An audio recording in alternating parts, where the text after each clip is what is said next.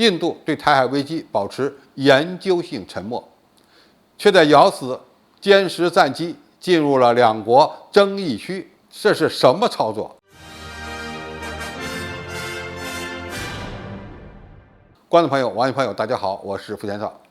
在佩洛西窜访引发台海危机的关键时候，印度这个美国的印太战略支柱国家却打起了太极拳。一方面，印度的外交部门选择对由美国引发的台海紧张局势保持刻意的沉默；另一方面，又在紧盯中国，要求讨论所谓中国空军的战机在拉达克东部地区侵入印度领空的问题。很显然，印度人这次没有与美国保持相同的立场，进一步强化了其坚持独立外交的战略。印度时报称，在中国边境谈判的敏感时期，印度避免与中国发生争议，但也不希望宣称对一个中国政策忠诚。新德里选择对不断发展的台海局势保持刻意的沉默。其外交部长苏杰生在金边出席东盟会议期间也没有谈及此事。印度官员和专家们说，不发表声明的决定是经过深思熟虑的，因为新德里试图避免美国和中国之间在一个敏感问题上发生争议，而且考虑到印度与该地区其他国家不同，自2010年以来，印度从未提及一个中国政策的内涵。苏杰生与布林肯以及澳大利亚、斯里兰卡和越南外长举行了会谈。美国国务院说，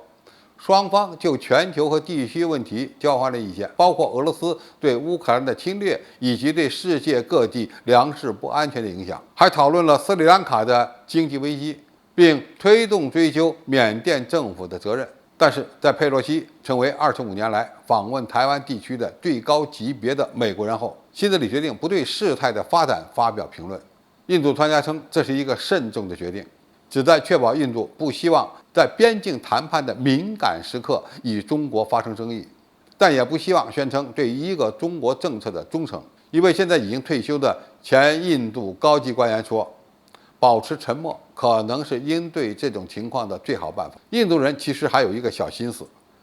就是对中国用中文重新命名藏南地区的城镇，并向查谟和克什米尔和印控藏南公民发放签证表达不满。这位印度的退休官员表示，印度的一个中国政策并没有改变，但是呢，也没有必要重申。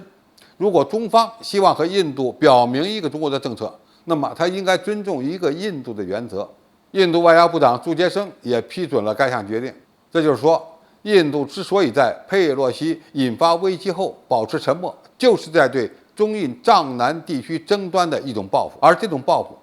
主要表现是不说话，还让中国没有办法进行反驳，而且呢还不至于影响到中印边境谈判。要注意，一个中国政策现在几乎是全球共识，就连包括美国和日本在内的 G7 都表示，在适用的情况下，成员国自由的一个中国政策和对台基本立场没有改变。但是西方国家在为佩洛西辩解的同时，还要求中国避免升级军事行动。印度人现在更专注于中印边境的谈判，并且刚刚结束了一次特别军事会谈，讨论所谓中国空军的战机在拉达克东部地区侵入印度领空的问题。印度方面称，在军事会谈期间，印方强烈反对中国在拉达克东部地区近1个多月的飞行活动，并要求他们避免此类挑衅活动。在楚马要塞，中印两国的空军之间的对峙始于6月份。印度人表示，6月25日凌晨4点左右，一架中国空军的歼11战机在实控线东部的一个摩擦点附近飞行，被印军的地面人员和雷达发现。中国在该地区的活动已经持续了1个多月，印度空军做出了强烈反应，包括从拉达克的先遣基地紧急升空欢迎2天和米格29战机等等。所以此次印度之所以避免对一个中国政策表态，从本质上看也是对中国施压的表现。当然，这也是他们不愿意符合美国战略的表现。从这件事儿我们就看出来，印度有他自己面临的问题，有他自己的考量，但是某些事儿不能做过火了，否则惹翻中国的后果也不是闹着玩的。好，今天的评述就到这里，谢谢大家收看，我们下期再见。